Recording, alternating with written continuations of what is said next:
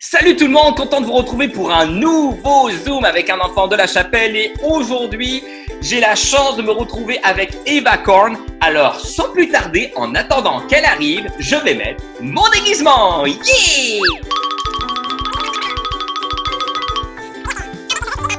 Je pourrais même mettre une casquette.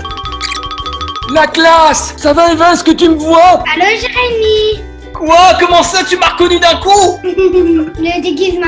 Bon, comment ça va Eva? Ça va bien? Comment s'est passée la rentrée scolaire Eva? Ça s'est bien passé. Même aujourd'hui, j'ai une collation spéciale. Un cupcake avec un jujube de Lego dessus. Est-ce que les collations à l'école sont meilleures qu'à la maison? Oui. C'est quoi la chose que tu préfères faire à la maison? C'est jouer aux jeux vidéo. C'est à quoi que tu joues? Un jeu de jardin. Bon Eva, est-ce que tu te doutes pourquoi je t'appelle aujourd'hui? Parce que je vais passer à la télé. Exactement Eva, tu vas passer à la télé. Donc, je vais appuyer comme un fou là-dessus, d'accord? Et ce que je veux que tu fasses, c'est que je veux que tu me cries stop quand tu veux que je m'arrête. Ok, attention, c'est parti! 3, 2, 1... Élie contre le prophète de Baal. C'est parti! Alors c'est qui ce Élie? Il était Tishbite, venu de la région de Galaad, en Israël. C'est bon! Mais non! Pas un Timbit, un Tishbite!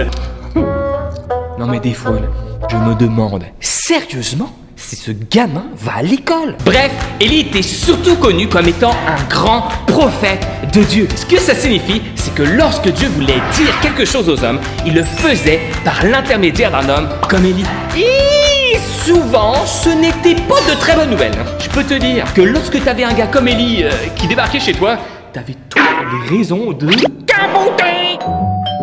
Ouais. Qu'est-ce que je peux faire pour t'aider? Jérémy Meyer, je suppose? Oui. Fils de Franck et Véronique Meyer? Oui. Petit-fils de Monique et Armand Meyer? Oui. Arrière-petit-fils de Lydie et Daniel Farina? Oui. J'ai un message de Dieu pour toi. Désolé, j'étais pourtant sûr d'être à la bonne page. Ça m'arrive ces derniers temps, Ah, voilà. Dieu te voit. Un jour, Dieu demanda à Élie d'aller trouver un homme nommé Akab et qui était roi d'Israël à cette époque. Mais Akab était un très mauvais roi. Regarde un peu comment la Bible le décrit. Akab, fils d'Omri, fit ce qui est mal aux yeux de l'Éternel, plus que tous les autres rois avant lui. Aucun roi n'avait autant hérité l'Éternel, le Dieu d'Israël. Et comme si ce n'était pas assez, il prit pour femme Jézabel, alla servir son Dieu Baal et se prosterna devant lui. Autant vous dire tout de suite qu'avec un CV comme celui-ci, notre monarque était plutôt mal barré, hein. Et je ne parle pas de ce genre de monarque, ok? Je préfère tout de suite le dire avant qu'il y en ait un qui me parle de papillon. Ah ok. J'en étais sûr. La vérité, c'est qu'il n'y a rien de pire qui puisse t'arriver que de t'opposer à Dieu et de vivre avec les conséquences qui s'y rattachent. Se mesurer à Dieu est un combat perdu d'avance. Et Akab le découvrirait bien assez tôt. Notre prophète alla donc le trouver et lui dit: L'Éternel est vivant, le Dieu d'Israël dont je suis le serviteur. Aujourd'hui, tu vas payer pour toutes les mauvaises choses que tu as faites. Il n'y aura ni rosée ni pluie ces années-ci, sinon, à ma parole. Quoi?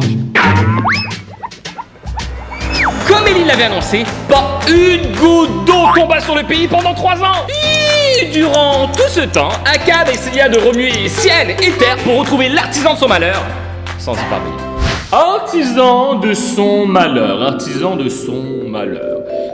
Bon, à la limite, je veux bien, mais lorsqu'on y pense, tout cela est tout de même survenu à cause de la désobéissance d'Akab. Et ça, c'est vraiment pas n'importe quoi. Bien dit, Binoclard! V'là dans les dents de Akab! Non mais... Mais un jour, à la demande de l'Éternel Dieu d'Israël, Élie réapparut pour lancer un duel au méchant roi, à Jézabel la pas fine, et à leurs 450 prophètes de Baal.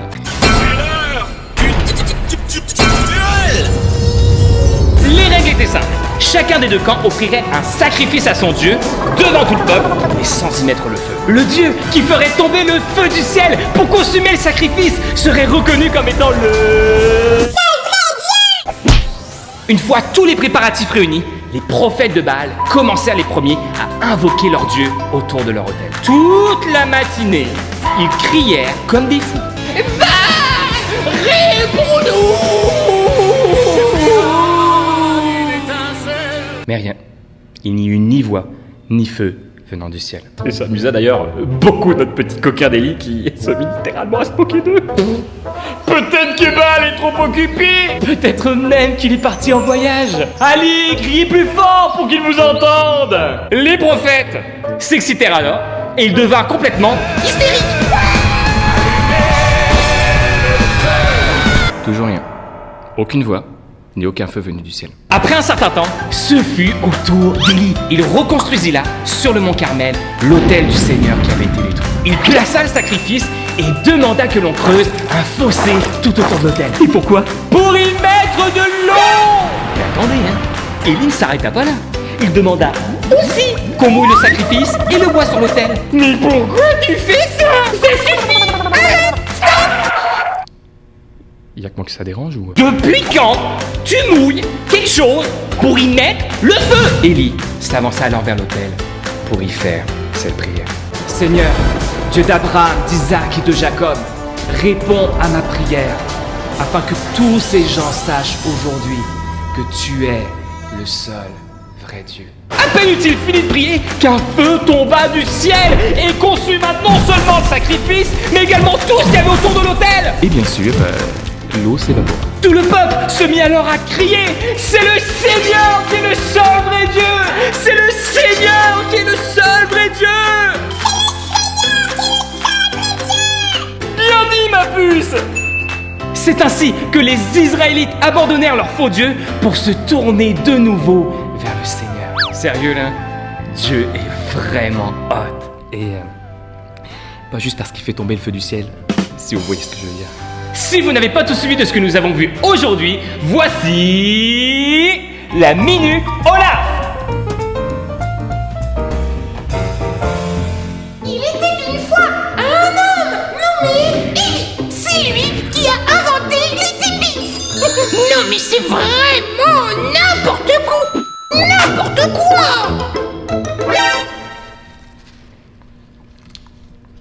Dieu le voya trouver le méchant roi Akab, un homme très accablant, marié à Jézabel la pas fine. Il annonça l'arrêt de la pluie, et la pluie s'arrêta pour une goutte d'eau pendant 3 ans. Il n'est pas bien triste pour les bonhommes de neige. Dieu envoya de nouveau Élie auprès d'Akab pour lui lancer un duel. C'est l'heure du duel. Celui qui ferait tomber le feu du ciel serait le...